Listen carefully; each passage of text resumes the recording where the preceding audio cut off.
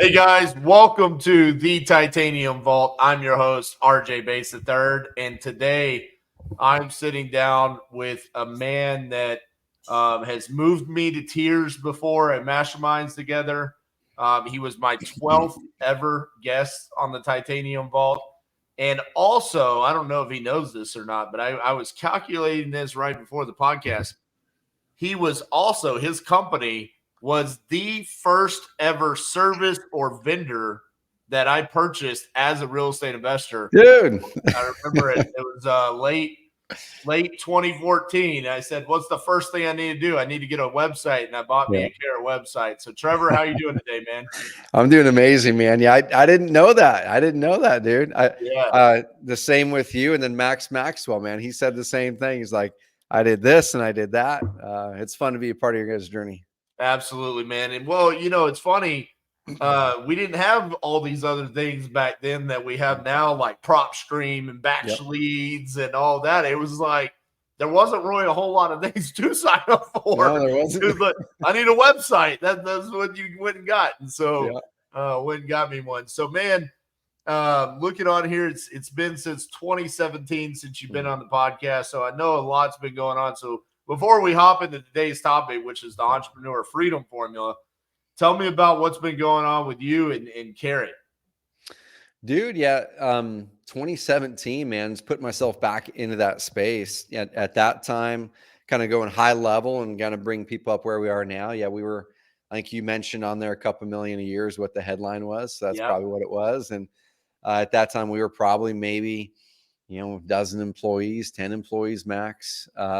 Yeah, we're a multiple 8-figure company, 60 employees today.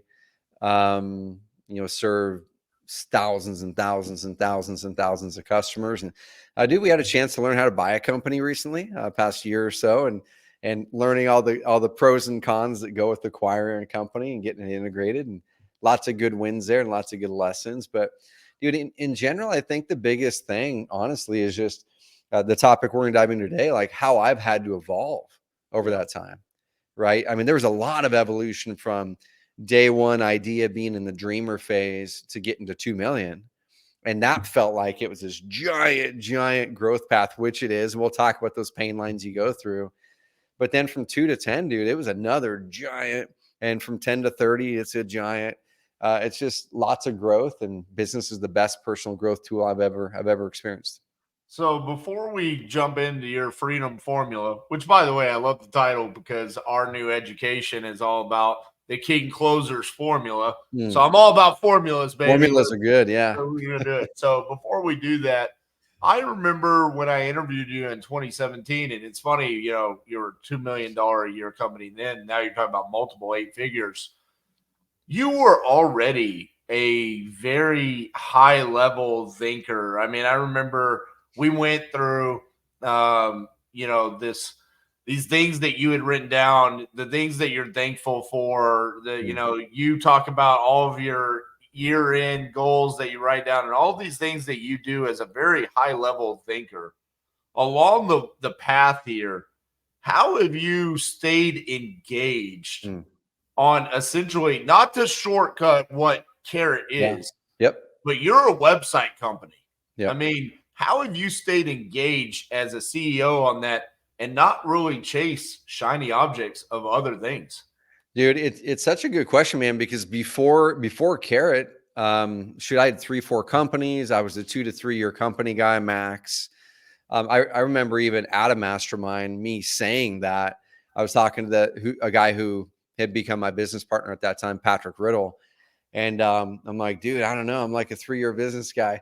And what I didn't know at that time, RJ, which I had come to learn over the years, is I've got something I call now the 3-year turn and burn cycle. I think it was actually on the way to an investor fuel mastermind way back when.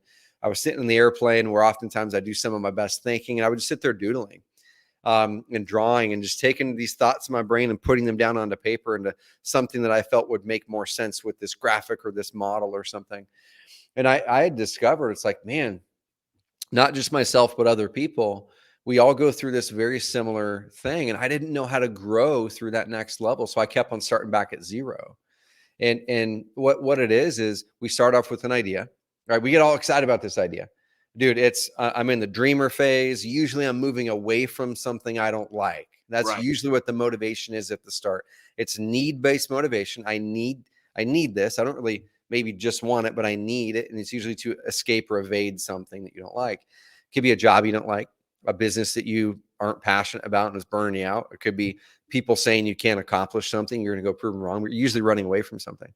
And so that initial excitement and vision, that's what the vision is just to get away from this thing over here.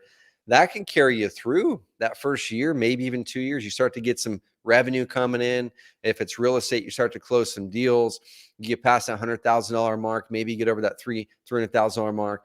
And then somewhere in that 3-year mark, this magic happens, man, where it's like you have enough revenue coming in to where you're not running away from that thing anymore.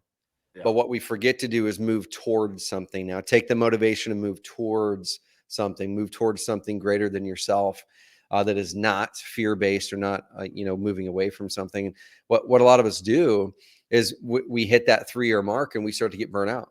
We don't really enjoy the business as much anymore because it's not the startup, and now it's like the maintenance phase of it. We say we're a starter, we're an entrepreneur. Richard Branson has 800 companies, so we get distracted, right? And we go create a coaching company. We do this, we do that, and everything. It feels like we can put our golden touch on everything because this one thing worked. We think we're just like God's gift of entrepreneurship on the earth now at this point, 3 years into our first business, right? And so then we make that work and we get distracted. We take our eye off the ball, off the main thing, and all of a sudden we're on this never-ending hamster wheel, and we usually churn and burn. At that point, then what I see happen all the time, RJ, is then someone starts to see some losses stack up over that year, momentum is going away, and then they get snapped back into it and go, I don't like this business anymore. Now my motivation again is to run away from that. I'm going to start something brand new, or I'm going to get this business back on track. So for me, when I had parted ways with Patrick Riddle in my previous company, we're great friends still. We run a mastermind together. We've been doing it for 12 years now. That company now is going to do almost 30 million in revenue. Him and I started together in 2008. And what I discovered, dude, is I was 3 to 4 years into that business, getting burnt out, didn't like my work anymore. The excitement was gone. I was in maintenance mode. I didn't know how to step into the next phase as an entrepreneur. So I did everything I just described, got distracted, invested into 3 or 4 companies, started a new one, and then I started all back at the start.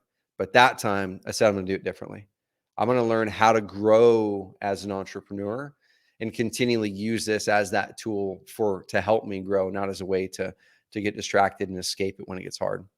I think there's a lot to be said about your discipline as a business owner. Like, just a huge takeaway for me as a client of yours and someone that's been in masterminds with you, and just looking from the outside in. I mean, there have been so many opportunities where I thought you as a business owner could have jumped in. Mm-hmm. Like, specifically over the past couple of years, there's this paper lead model that's come out. Yeah. And you've been big about teaching people how to generate online leads, right? You could have chased after that and been like, hey, we're going after something, or said, dude, Carrot's grown to this. I mean, every real estate investor at this point knows what Carrot is, right? Yeah. Let's go do something else. And you haven't really done that. I think there's a lot to be said about your discipline there. So, well, I'll kind of give the other end of that one too, kind of the bumps and bruises part of it. So going through, and since this is the first time I've ran a business for that long, like the same business, just going deeper and going deeper and going deeper and going deeper and grabbing all the market share we can. A couple things I learned, dude. And I've created it in my model. I call it the levels of growth. From 0 to 100,000, pretty much like you're in dreamer phase. You just got to nail one product, one market, one marketing channel, right? That can get you 100,000. That can get you 300,000. If it's a big enough market, good enough marketing channel, you can get to 1 million with that. One market, one marketing channel, one type of service or product, right? But what happens in software, and I think what happens in real estate too, is eventually, depending on the market you're in or the product, that the total addressable market, you've got to add on a second product, or you've got to go to another market to continually grab more. So that was a miss, dude, on my part. We stayed so focused for so long.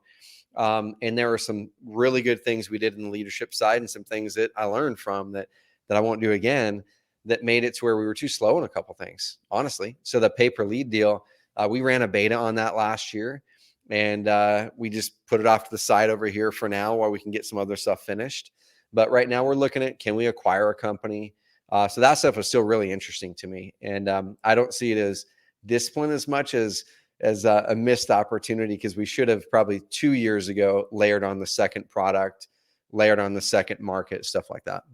Yeah, but you say that, but I got to give you a little bit of a hard time. I mean, I think from the outside looking in, you made the right decision. Mm. Dude, how many people out there can say they've done what you've done? Yeah. Yep. Yeah. There's not many people that are going to look at you and be like, "Oh, Trevor, you missed something." I mean, yeah. You know what I'm saying? Yeah. No, for sure. I mean, there's very few human beings that can look at you and from experience be like, "Yeah, man, you really missed out." Listen, I get it. You're in a room full of the right people. So there's people probably looking at you saying, "Hey, you missed something," because they're running similar types businesses to you. But I think to a certain degree, hey, man, sometimes the safe play is the right play, Yeah.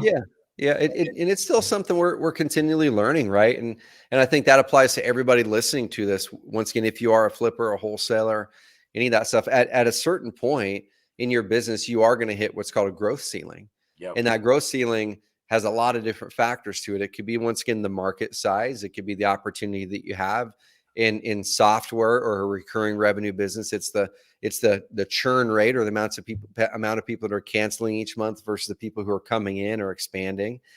And that's one thing. If I were to give that advice to anybody that's running any type of business that especially recurring, but any type of business, you need to always ask yourself, at what point is this business going to hit that growth ceiling? Because everyone will. And so that's where, ideally, 1, 2, 3 years ahead of that, if you're like, well, if I keep going on this pace, I'm probably going to tap out, the number of deals I could do in this market using these strategies, and these are the ones I'm going to stick with. Either you've got to layer on other marketing channels to then extend it, or if you've tapped the market, you've got to layer on other markets, or you've got to go wide. You've got to do a vertically integrated deal. So now you're not just wholesaling and flipping, but you got the title company, you got the property management, whatever it is. But usually around that $3 to $5 million mark, you've got to seriously look at, if you haven't already, layering on that next market or next product in most businesses. Exactly. So let's get into today's topic. Coming into today's podcast, I said, hey, man, this is December's lineup. We had the episode with Chris Noggle where we were talking about infinity banking, becoming your own banker. And the point in that is like, hey, when you're making money, what do you do with your money, right? He talks about how you can become your own bank. And then we had Cole Taylor come on the podcast and talk about your health and taking care of yourself as an entrepreneur. And today we're going to talk about this freedom formula, and we're going to talk about these pain points that you have as you're growing, right? Yep. So I'll let you dive into it and kind of explain your freedom formula here for entrepreneurs. Dude, so at a high level, man, I was sitting at this coffee shop right across the street. Okay. Little town, Roseburg, Oregon, 25,000 people. And one of my passions with growing Carrot is we're able to funnel capital into this town. And we have about a quarter of this block of downtown that we own. And we're renovating the heck out of stuff, putting residential upstairs and retail downstairs. And I always go to this coffee shop across the street when I need to get out of the office and think. And this is probably 5-6 years ago, RJ, because I had written a vision, and it all starts with vision, right? I'd written a vision probably 12 years ago. And the way I do vision is I do 20-year, 10-year, 5-year. Okay, 20-year, 10, 5. And I go, okay, in 20 years, what is that ideal average day going to look like? And I'll get so insanely detailed, dude, like so crazy detailed. And I'll write from the second I wake up to the second I go to bed, and I'll write in story format what that day looks like from the start. Like I wake up, what does the room look like? Who's in that room? Is there a window? What's out that window? What does the kitchen look like when I go in there? Who's out there? How old are my kids going to be at that time? Are they going to be out of the house, in the house? What conversations do I have? What do I eat for breakfast? What do I do next? Do I go to work? Where do I go to work? Do I walk to my office? Do I drive? What am I driving? Like you get the idea, right? All the way through. And so where I'm going with this is, In that original vision story, and I refresh that vision story between Christmas and New Year's every year, I was sitting there looking at that vision story, asking myself, because I was mapping out the 10-year, then the 5-year. Okay. Now here's what happens when you go 20, 10, 5. The 20 years so far out there that at least for me, it helps to break limiting beliefs. Because oftentimes if we're just doing a 5-year, we'll limit what we think we can accomplish because of all these limiting beliefs of the challenges we're having today or the challenges we had this last year. But the 20-year, I just say, completely release the how from it. Just put the what and the why on there, right? And tell a story of what you want that life to look like, how you want work to be, what you want your job to be. When I was looking at that and working it down to my 5, I'd really asked the question. I said, well, if in 20 years and 10 years, I'm not working in any of my companies, and if in 20 years and 10 years, I have a stable of leaders who run those, what do I have to do in this next 5 years to make that happen? And it really hit me, RJ, is like, dude, I need to learn how to hire leaders. I need to learn how to grow leaders. I need how to find them. And then the thing that popped up is like, I need a model. If I'm going to hire people and I'm going to build businesses and invest in companies, I want a model that I can apply this model to every business and every leader that's running that business. I can take it, plunk it in there and go, great. Now you guys take this model and run with it and grow this business. And so I sat there and wrote it out and I said, what's my ideal business? What should business be for? And I wrestled with all kinds of things, right? Like, revenue and like all these normal things, wealth building and all this kind of stuff. And what I settled on for me is I'm like, man, the times I'm the most happy and the times I feel like I'm making the most contribution as an entrepreneur is when I have built a business that provides freedom and impact. In freedom, I can go down that whole rabbit hole talking about freedom, but there's really 2 different types of freedom. There's freedom from, and there's freedom to, right? Freedom from is escaping something like we talked earlier. Freedom to is I get to choose what the heck I want now. I get the freedom to choose, the freedom to be, the freedom to, do whatever I want to do here. And then the impact side is I have a business that actually creates impact for those outside of me. So then as I'm doing this and I'm kind of talking through the graphic, I've got a visual for it, but I'm going to try to make it come alive for everyone to listen to this. Really, it's 3 different things. It's purpose. That's the first thing. In order to build a business of freedom and impact, we got to have some purpose baked in there. Purpose for me is who do I want to become, right? That's my identity. Who is the person I want to continually step into? The next part is what impact do I want to make and to who?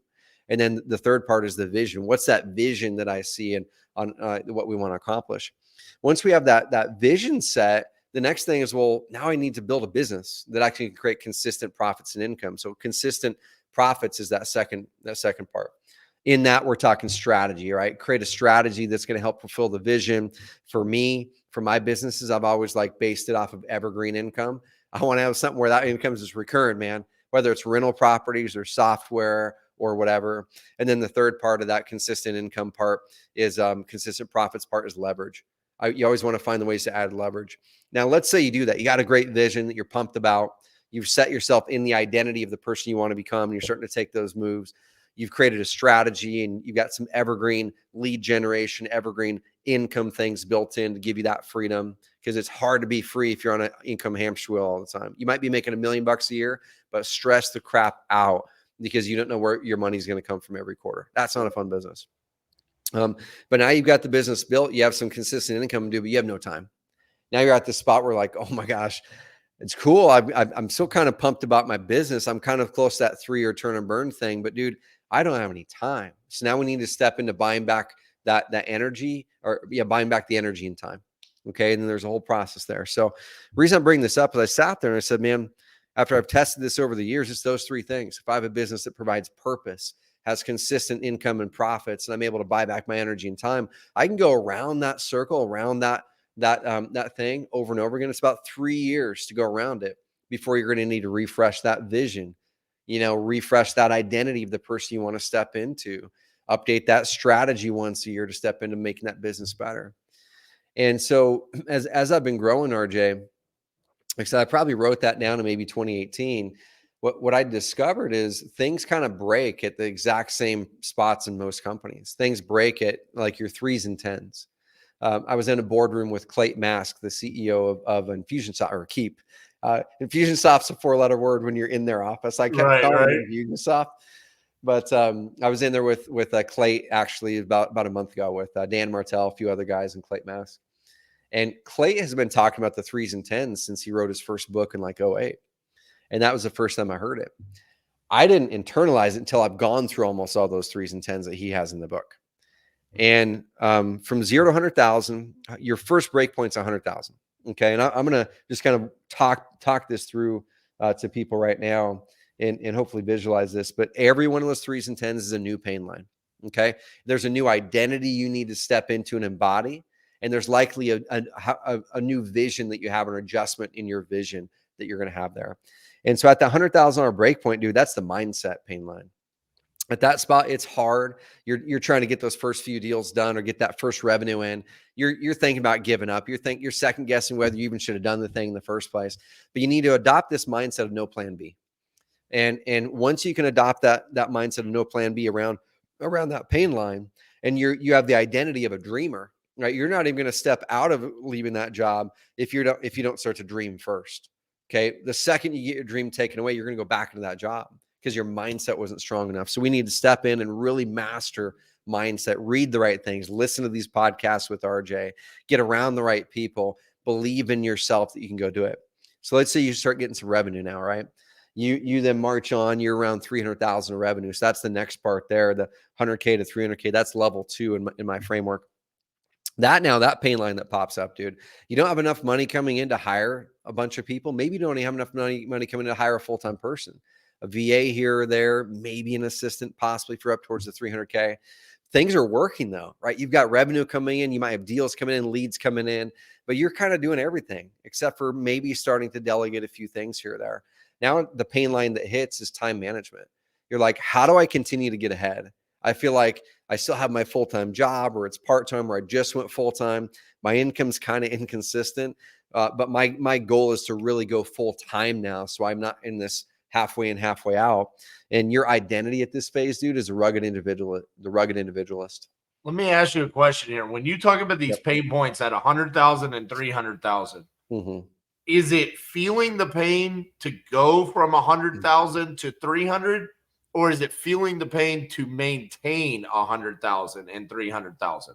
Yeah, it's a good question, dude. So for me and most others I've talked to, when I talk about a pain line, it's when you're waking up and you're looking in the mirror when you start the day, and too many days in a row, you're like, man, I don't know if I'm ready for the day again, or you're not liking those weeks. You're starting to get wore out. There's more energy getting drained than not. And when you have those questions of, am I capable? Should I keep pushing forward? There's 3 things that happen when we hit these pain lines. The 3 things that happen, I learned this from Dan Martell, my coach, years ago, way before he wrote the book. The 3 pain lines that happen are like, you sabotage, number 1. Dude, things are getting hard. Inadvertently, you don't take those phone calls or don't take those emails. You avoid that person that's trying to get a hold of you, knowing that that's going to create more revenue for you and more deals, but you're avoiding it subconsciously because it's going to create more pain. You almost associate that activity of getting that thing happening with more pain because all these processes behind you are broken and everything's following you. So you sabotage, and that starts to destroy the business. The second thing that can happen is we settle, right? Is we go, man, let's say you're at, I was talking with one of our Epic clients, my high-level coaching program yesterday, and he was doing $4 million a year 2 years ago, doing about 1.6 now. And he's looking at that going, dude, why am I stuck here? He's been stuck there for a couple of years, right?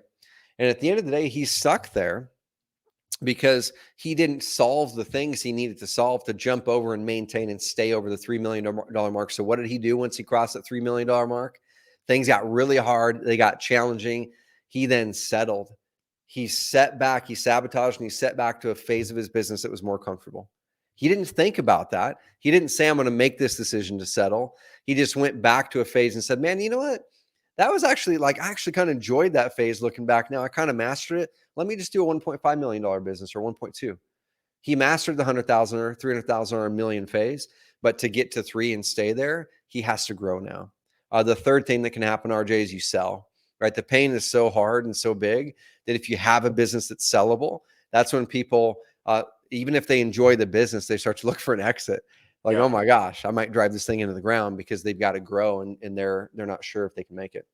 Gotcha. So, okay, we're at the 300,000. The next one is a Yes. million. Next one's a million. Yeah. So the 300K, dude, you're the rugged individualist. Your vision is I want to try to go full time, right? You're trying to stay away from the pain. And real quick, before you talk about a million, without Mhm. us talking about this before, I'm going to assume the million is the one that people struggle with the most. And that's my opinion. If you can Yeah. make it there, this is the one where people probably really struggle with. Hmm. And I'm assuming you're going to talk about because you can't do it all yourself. Yep. Yeah. Exactly, dude. Where things break, it's like people can't. You can't grow a business if you can't you can't grow past 300K and stay there, if you can't delegate. Okay. So Yeah. that delegation thing at that 300K, that time management is key. But from 300K to a million, it's all about delegation. You've got to master delegation, and really delegation is accomplishing tasks through people. Now the word tasks is important here, guys. Okay, because you're going to keep delegating all the way through past 10 million, but you delegate different things. At 300K, you've got to master delegating tasks. At a million, you've got to master delegating projects where someone that you trust is running a bunch of tasks. At 3 million, you've got to master delegating success, meaning a leader who tackles that part of the business, who owns a number, and you're delegating the responsibility for them to go deliver that success. 10 million and plus, you're delegating strategy. And then you can keep on going down the line there. If you really want to take it to the max, you'll eventually delegate vision if you step out and put a CEO in that role and move on to the next thing. But delegation at this point, you cannot grow past 300K and stay there unless it's just like 350 or 375 or maybe 4, unless you master delegation.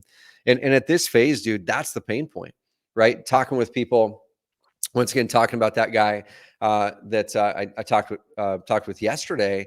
They delegated, right? They had an assistant. They did this. They did that. The challenge was what kept popping up was they didn't know how to hand off the right things at the right time. So they were having the person take on the wrong things, and all of the things that they still thought that they were the only ones they could do, but drained their energy. They kept a lot of those things, and so they were working against the grain on things that just sucked the life out of them. And you've heard me for years, dude, talk about energy. Yeah, I created the energy audit back in 2016 for 2012, but been putting out in the market since 2016 for a long time because I realized that energy is so key. And when people think about delegation, I think a lot of people give bad advice around delegation. They give delegation on draw a line down the middle of the paper, right? Write on one side things that make you money, on the other side things that don't make you money. And all the things that don't make you money, that you should delegate those things. The things that make you money, figure out how you can put all your time there, right? And I did that, dude. I did that. And for me, that was the fastest path to building a business you despise that you want out of it. And I'll tell you why. Because when people focus on structuring their time based on what is going to bring the most efficiency or revenue, that feels pretty good for a little bit while you're making some revenue. But what happens eventually is that the extra incremental revenue doesn't mean shit to you at that point. It doesn't mean anything to you, right? So then you have to find some sort of motivation to keep showing up to work. And you're like, dude, 80% of my work I don't like, but I have to keep doing it because I have people and I have employees and I have to keep driving revenue, right? And instead, we have to flip that mindset and do that energy audit, draw the line down the middle of the paper, write down what drains your energy, what gives you energy. Do that every single quarter or when you feel like you're starting to get wore out. And then ask yourself, well, what gives me the most energy? And then look at each quarter. And I do this by the week. I say, what on an average week, what drains my energy the most in business and life? On an average week, what are the things that not an average week on the energy give part, even if I'm not doing these things right now, write down the things that give me the most energy. And then I'll circle 1, 2, or 3 of those energy drains. I'll write down how many hours per week I'm spending on those things. 7 hours on this thing, 3 on that, 5 on that. And even if those are your number one money makers, dude, and I'm gonna call people on this. I don't care if that's your number one money maker. If you don't get energy from it and it drains you, it's a recipe for you eventually getting tired of that and despising it, and not doing it and sabotaging. And so that's where you need to replace yourself right out of the gates. I'm going to pick those 3 things. Those are my first things each quarter. I'm going to loom video, create processes, train off, replace myself in those areas, and circle 1 or 2 things in the energy give column. And here's the difference, RJ. I don't care if the thing in the energy give column makes you a cent. I don't care. All that matters is you keep on swapping energy drains for gives. Because when you're doing things that give you energy, you will be producing more revenue naturally because you're stepping into your unique abilities more. Okay, so I've got a question on it. This was a question on Pardon the Disruption. Yep. And the thing I love about Pardon the Disruption is man, we get the opinion of like myself and Steve Trang and Chris Jefferson. And as entrepreneurs, it's funny, we get the questions before the podcast.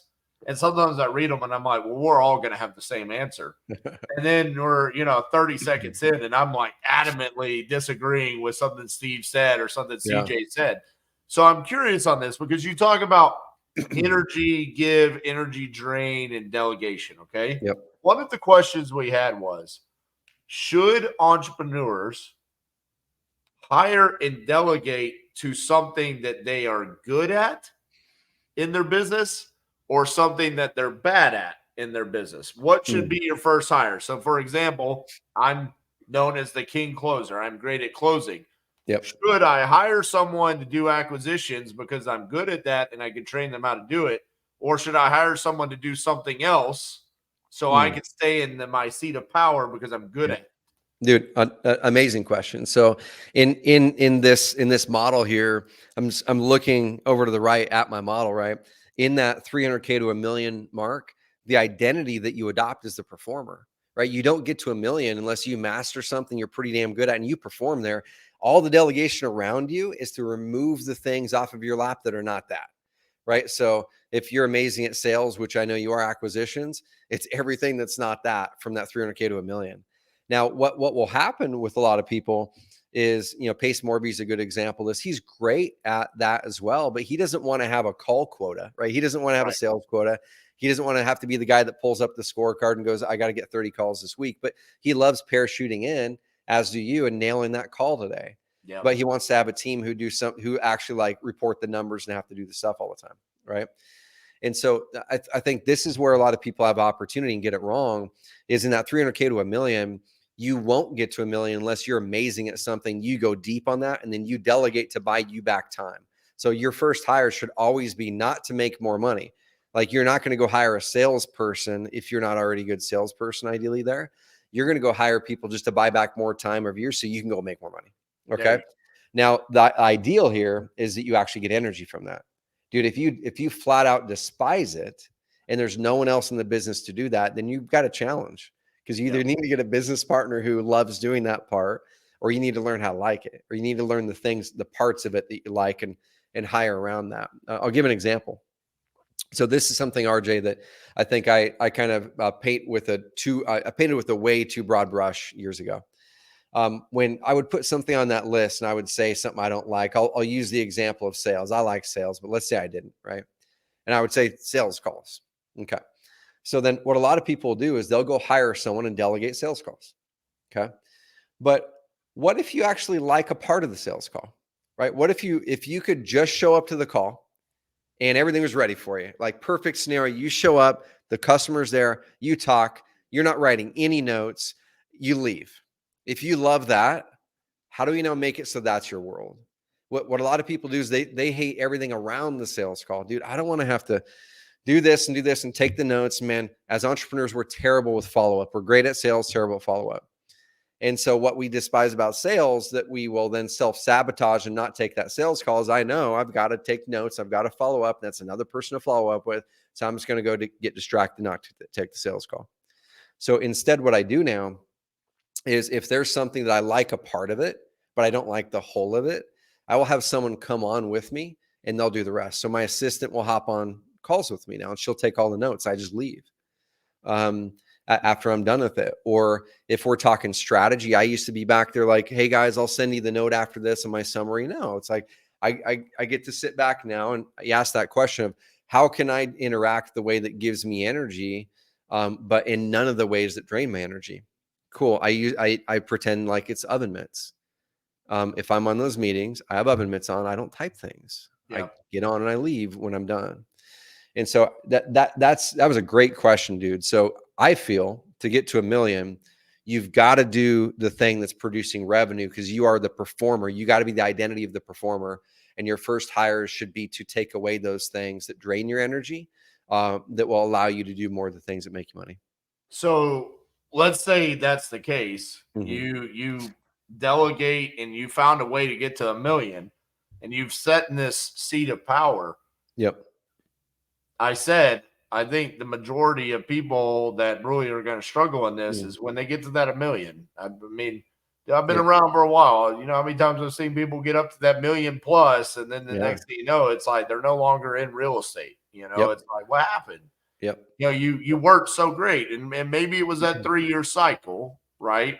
But is it a massive struggle to sit in that seat of power that gives you energy where you're crushing it? Say it is sales or acquisitions or whatever. Yeah. Is it become almost impossible to remove yourself from that, to go from 1 million to 3? Is that where we see real estate investors? I mean, dude, you work with literally thousands. Yep. I mean, is it so hard to admit that, like, hey, I can't do $3 million by being acquisition all the time? Yeah, it's a mix of things, dude. So there's two dynamics, and you had mentioned the 3-year turn and burn cycle, right? So that's kind of the time range when someone might hit 1 million as a wholesaler or something. Right? I mean, we'll hear the stories where they did it in year 1 or year 2 or whatever, but usually it's going to take you a few years as a wholesaler flipper to really hit that million. And so the first dynamic is this, RJ. So that is a real pain point, and the reason that's a pain point is on my levels of growth here.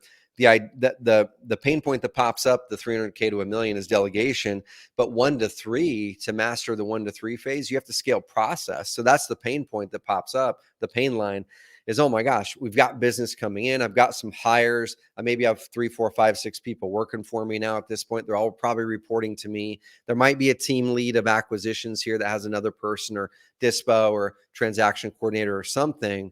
There might be your first manager in that point after the $1 million mark. But where things start to fall apart is everyone's coming back to you. Now you got to 1 million as a performer. Now you can't perform anymore because you don't have any time to do it. Right.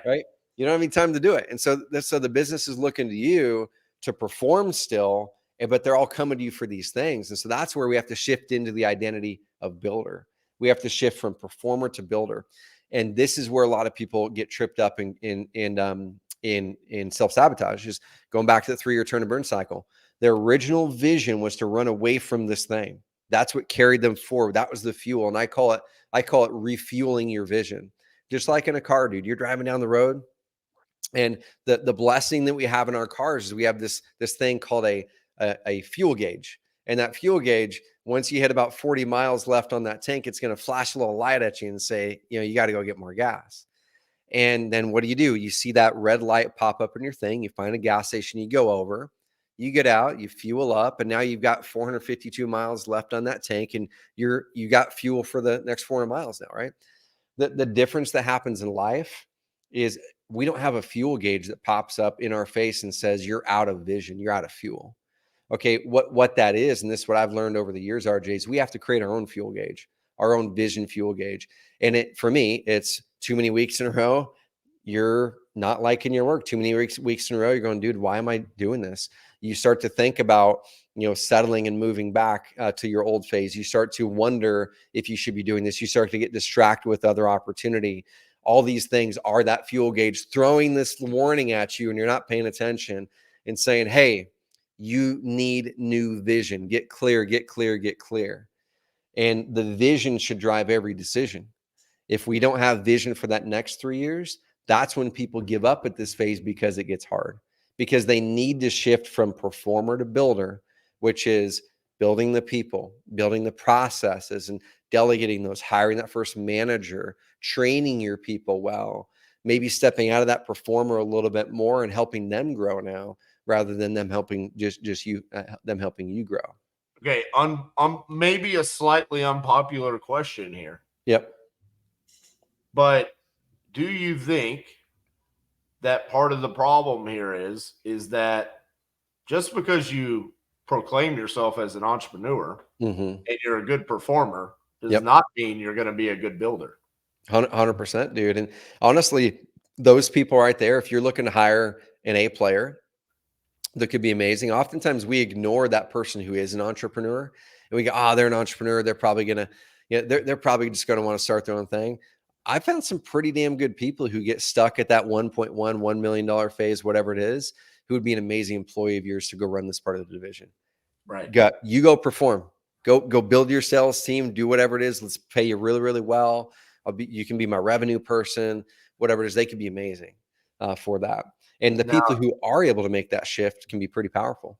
Yeah, that's what I was going to say. Now let's talk about the person, because this can be a very I've experienced this myself. Yep. Going from being a performer to a builder, Mm-hmm. the rapid growth from $1 million to $3 million, to me, happened a lot faster. Oh yeah, it just happens most of the time. Yeah, I mean, it happens because it really, if you're somewhat good at building, it's just kind of about putting asses in seats. I mean, reality. So, it's just kind of a numbers game at that point. So you can pretty rapidly grow. Now, what is the growth that you have to take from 3 to 10?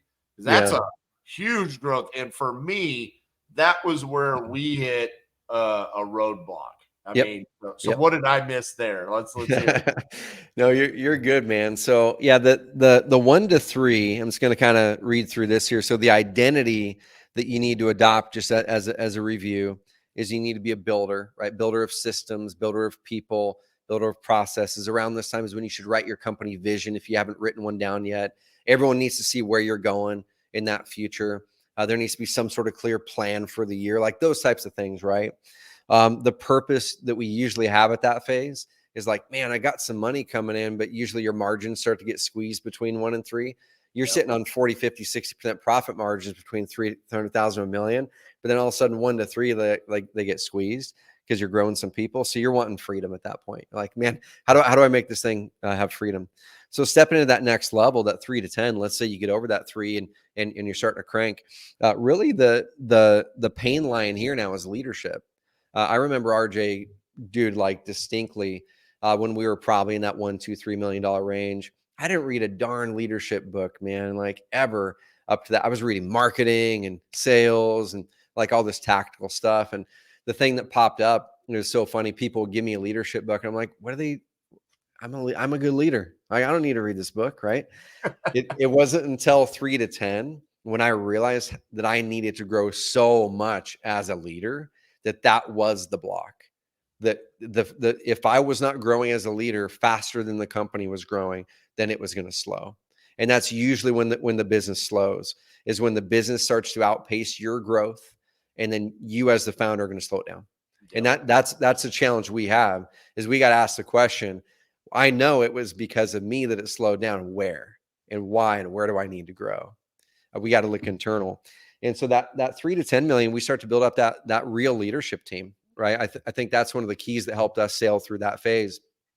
Was I recognized that I could no longer be the person truly leading on the day-to-day for marketing, sales, and product and support and all that kind of stuff. And so I started by delegating to a real head of, or a director, or whatever you want to call it, to the things that were probably in my case, they were not revenue drivers, but they were the things that were the easiest for me to delegate off. I could do them well, but they weren't my specialty, and I didn't want to run them on the day-to-day.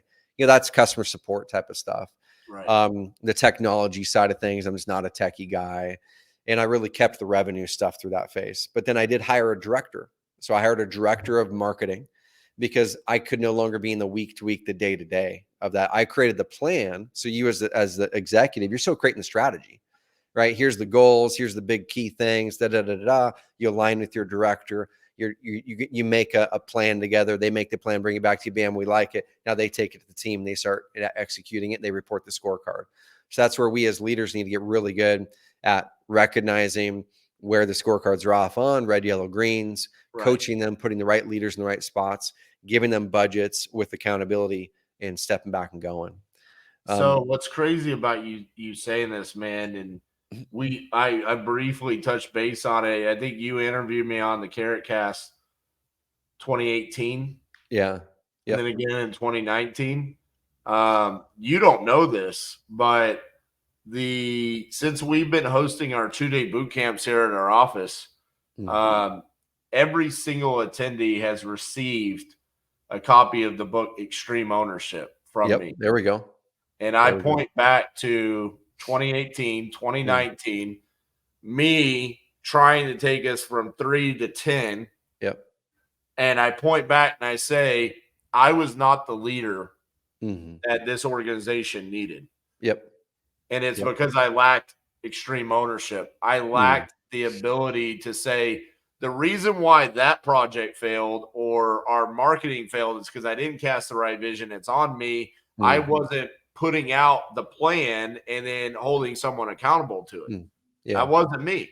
Yeah. And it's so funny because I asked you, I said, well, what did I miss? And you go, the thing that you already knew. I already knew that coming into Yep. this. I was we didn't talk about this before, man. So it's incredible to see that you have nailed this down to where you can essentially say, hey, this is the growth that you're going to go as through as an entrepreneur, and these are the pain points that you're going to have, and this is what you have to do to overcome it. Because I've lived that, man. Oh yeah, dude. And it's spot on.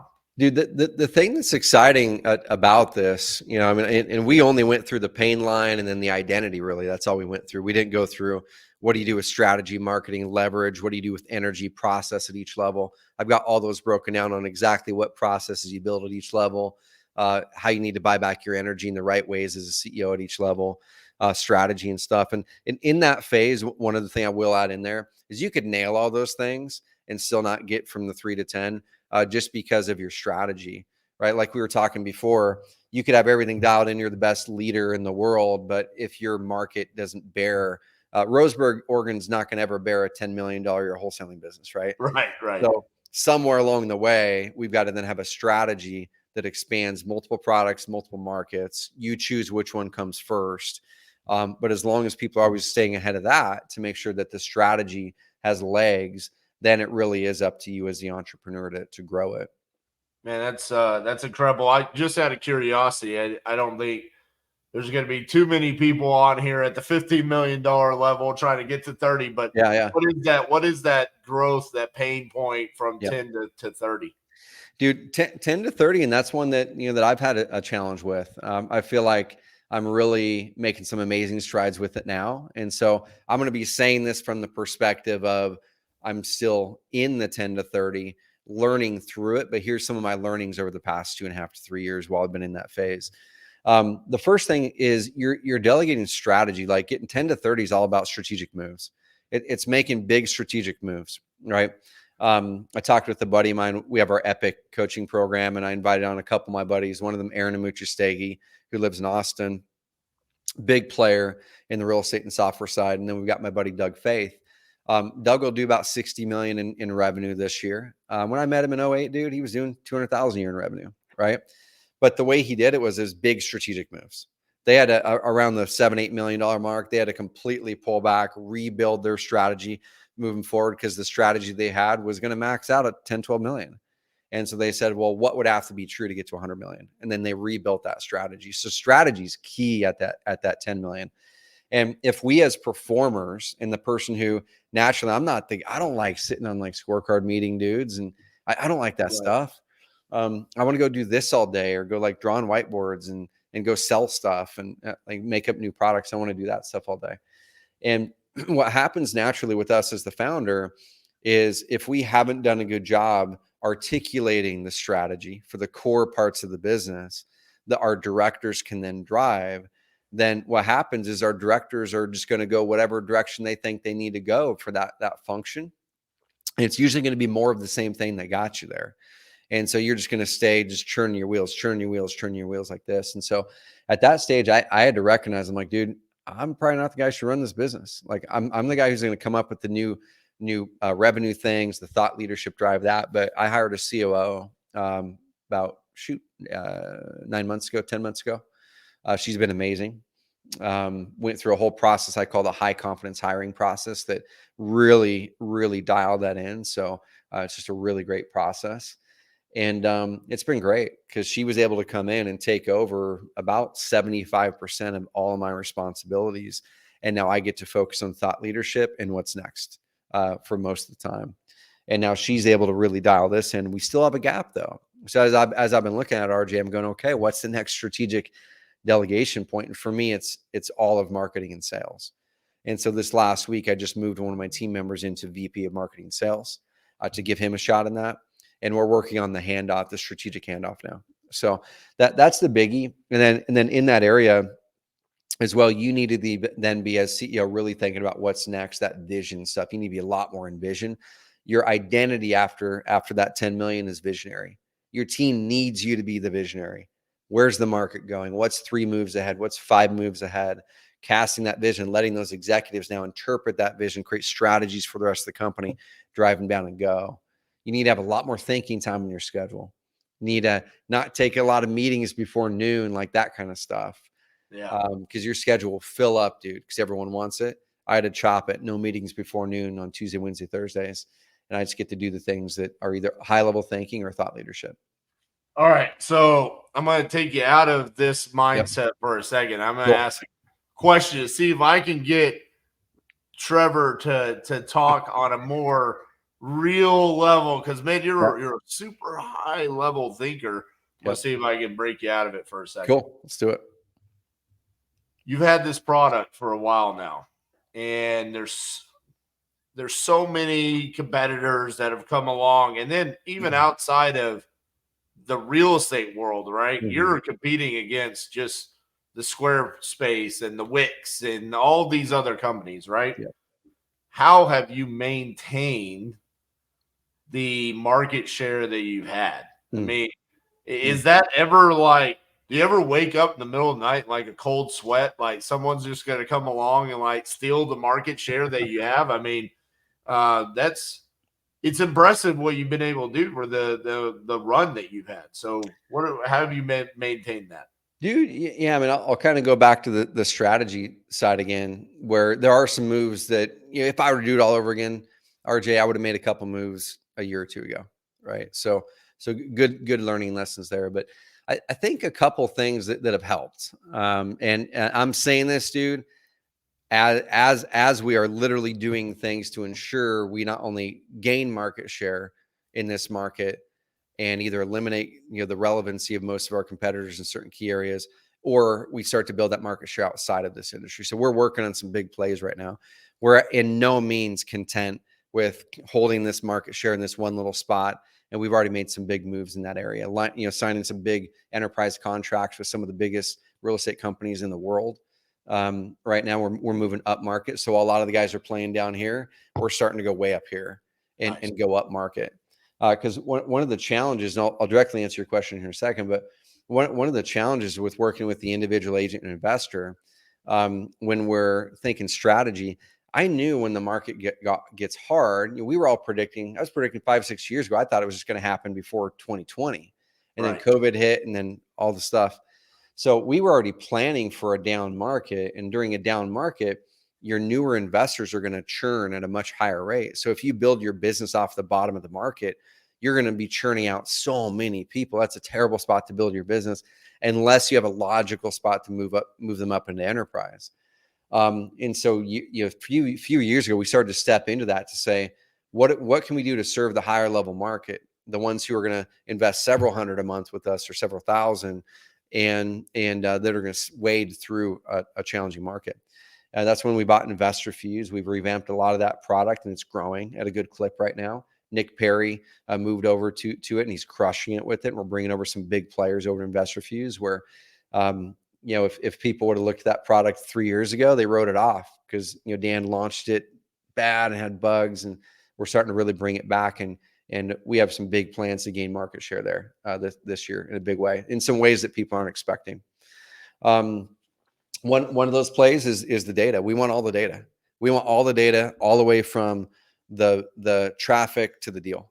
And so we're aggregating the data. We're going to be making some big data plays, data that no one else has, that literally is impossible for anyone else in the world to get this data that we have and do what we're going to do with it. So we're going to be making some big plays that are going to make everyone's marketing who engages in these tool sets easier and more effective. But what has helped us kind of last in those 10 years without making some of the bigger moves sooner? A couple things, dude. I think the first thing is really solving one problem really, really, really, really well and not getting spread thin, trying to solve 5 problems mediocre. Can you say that again? Just because you're preaching what I've been preaching for the past 4 years, brother. Solve one problem. One problem, really. I'll add on like 12 more reallys.